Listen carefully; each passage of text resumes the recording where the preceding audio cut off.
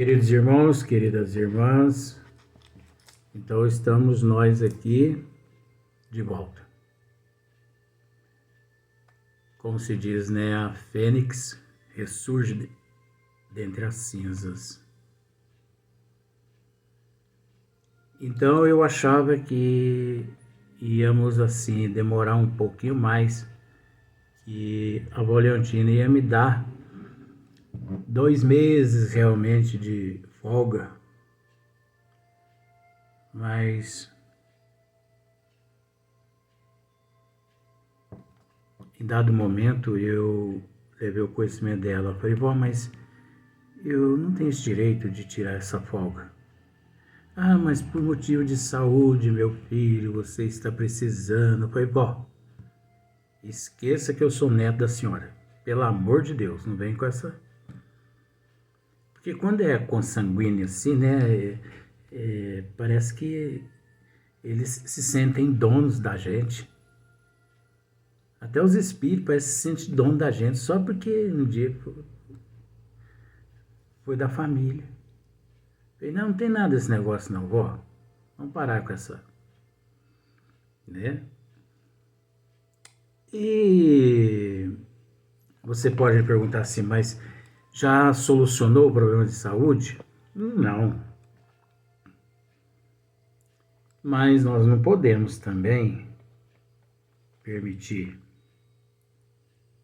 que o trabalho pare. Eu confesso que descansei um pouquinho. Mas não adianta nada. Descansa de um lado, delira do outro. Olha, o que eu delirei esses dias todos parados sem gravar, delirei com você. Sonhei, tive pesadelo com você. Eu sonhava que estava, né, gravando vídeo para você. Aí, quer saber de uma coisa? Eu vou parar com isso. Vó, quero nem saber. Então eu estou aqui hoje contra a vontade da minha avó. Mas quem manda sou eu como corpo físico.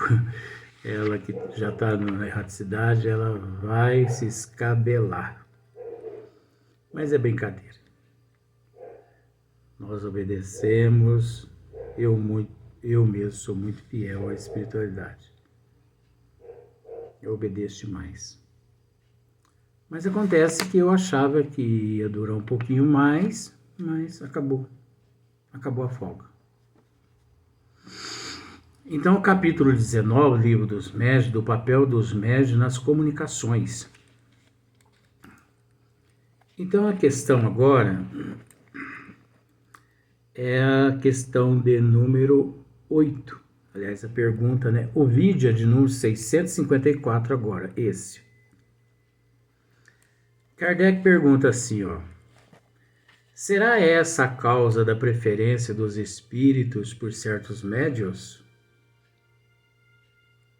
Os bons espíritos respondem assim, não há outra dúvida, né? Ou melhor, não há outra. Os espíritos procuram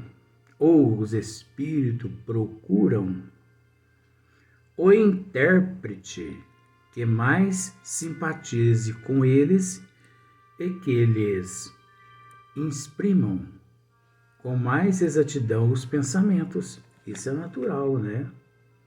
Então, os espíritos eles procuram aqueles que mais simpatizam com eles, aqueles mais aptos.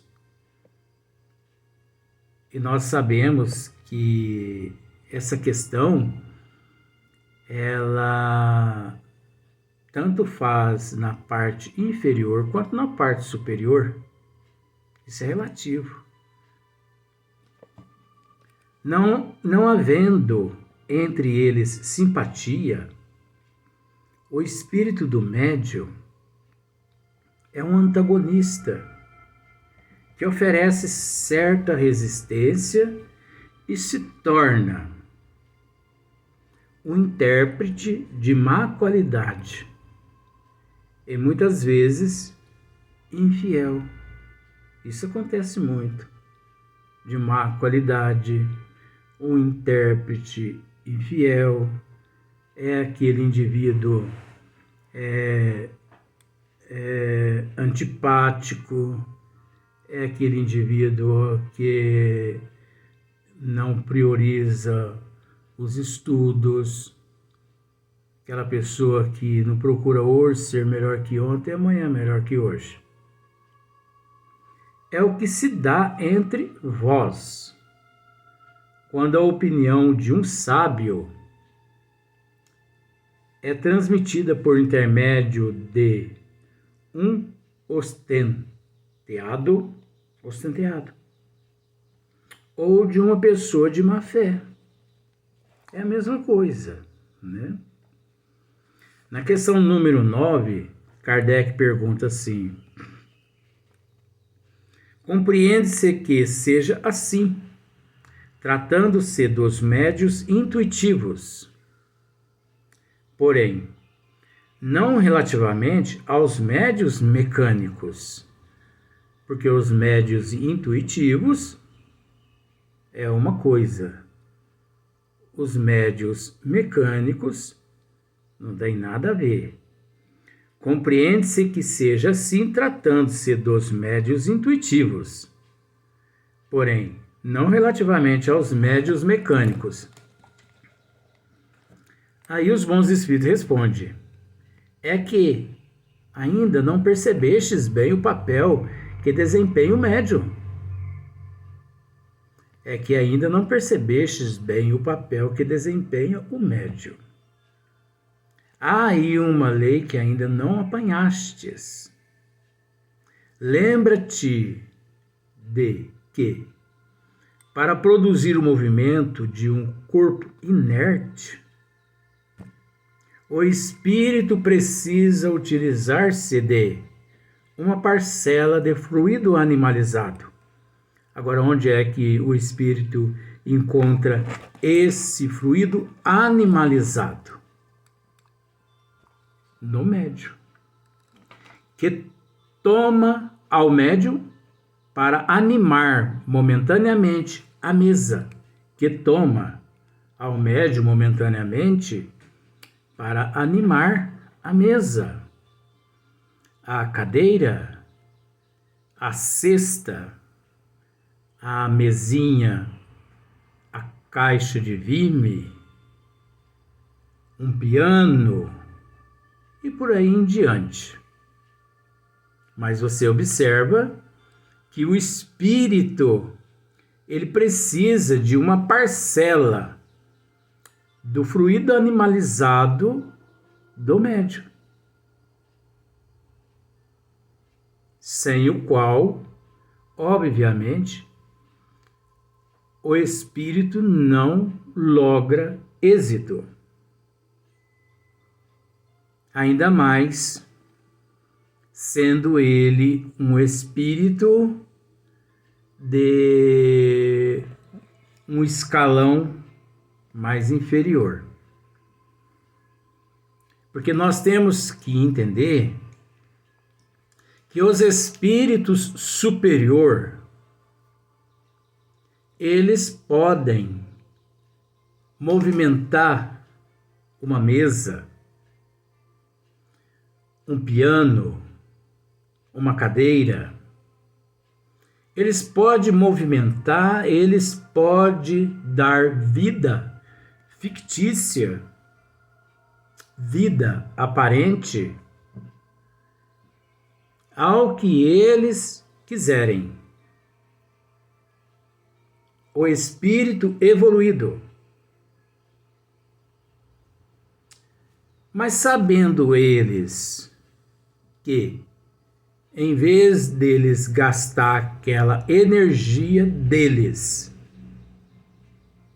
desnecessariamente, porque eles reconhecem que nos médios esse fluido existe em abundância, por que gastar esse fluido se eles sabem que o médium o possui em abundância. Muitas pessoas podem dizer, mas o espírito evoluído, se ele, mesmo o espírito evoluído, se ele quiser movimentar algum objeto da vida aparente, fictícia aqui na Terra, se ele quiser, ele necessita da ajuda da energia animalizada da humanidade. Caso contrário, ele não logra êxito aqui na Terra. Eu posso contrariar essas pessoas dizendo isso. Isso não é verdade. Isso não é verdade porque nós temos conhecimento de muitos seres que, por serem assim tão evoluídos, eles têm vindo do sistema deles, principalmente do cinturão de Órion, de Sírio. Eles têm vindo das Pleiades. Eles têm vindo aqui à Terra. E eles são tão evoluídos que eles chegam aqui na Terra, eles não se utilizam do processo reencarnatório, de tão evoluído que eles são. Eles não necessitam de um ato de concepção. Eles não necessitam da concepção. Eles não necessitam do útero. Eles não necessitam de um pai, de uma mãe para formar os teus corpos, para eles aqui realizar o que tem que ser realizado. Nós conhecemos muitos casos desses. Eles vêm aqui, eles apropriam-se das matérias da atmosfera, da ionosfera, da estratosfera da Terra,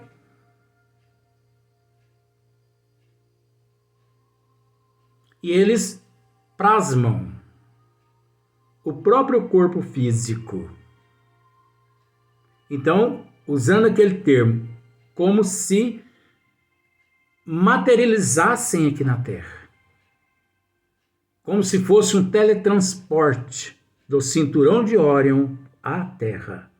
Então aqui eles se materializam, aqui eles regularizam a sua vida toda.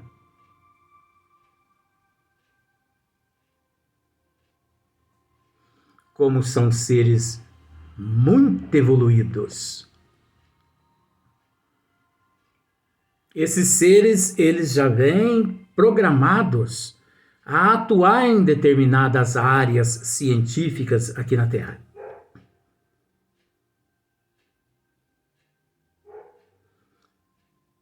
Se eu pudesse esmiuçar com mais detalhes, mas eu não posso. Mas é interessantíssimo a trama deles, como eles agem, o que eles fazem para ingressarem numa faculdade, numa universidade, na área política e em todas as outras áreas, na justiça, na medicina. Eu conheço seres que se materializou aqui na Terra, realizou o que tinha que realizar durante 3 anos e depois, simplesmente, ele desintegrou o corpo e desapareceu, como se fosse um holograma.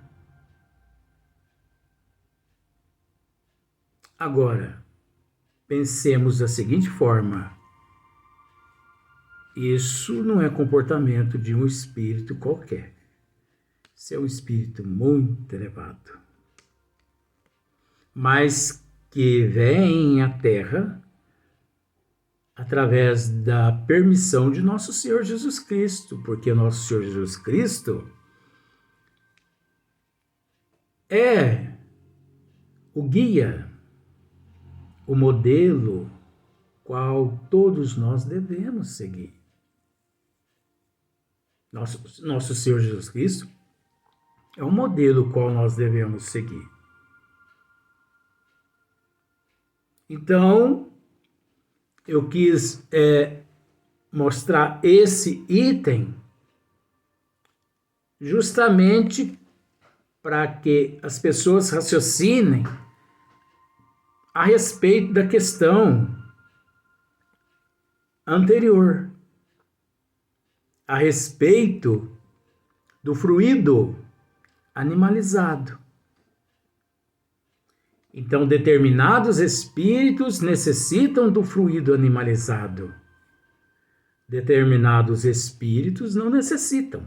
Então, isso é relativo. É relativo de acordo com o grau evolutivo do indivíduo. O mais interessante em tudo isso é a existência da desigualdade. Isso é que é importantíssimo, né? Então, olha só. Mentalmente à mesa, a fim de que esta lhe obedeça à vontade. Então, os espíritos, eles necessitam do fluido animalizado do médium para dar aquele móvel, aquela mesa, aquela cadeira, né?